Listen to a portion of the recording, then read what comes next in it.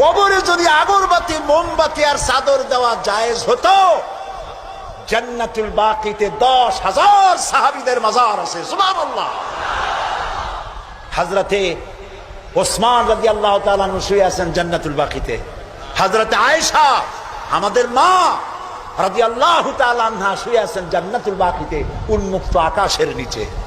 আহারে, হযরতে আব্দুল্লাহ ইবনে মাসউদ রাদিয়াল্লাহু তাআলা আনহু শুয়ে আছেন জান্নাতুল বাকিতে। চাদর নাই, আগরবাতি নাই, মোমবাতি নাই, কিচ্ছু নাই। রাসূলুল্লাহ বলেছেন জান্নাতুল বাকিতে, বাকি থেকে কিয়ামতের দিন 70,000 আহলে বাকি চাঁদের মতো চেহারা নিয়ে বিনা হিসাবে আল্লাহর জান্নাতে চলে যাবে। ওইখানে চাদর নাই। আর আমরা আমাদের দেশের পীর সাহেবদের মাজারে চাদর দিয়ে, আগরবাতি দিয়ে, মোমবাতি দিয়ে সর্বনাশ করছি। প্রিয় ভাই সব, এটি শিরক, এটা জীবনেও আমরা আর করবো না। রাজি আছেন?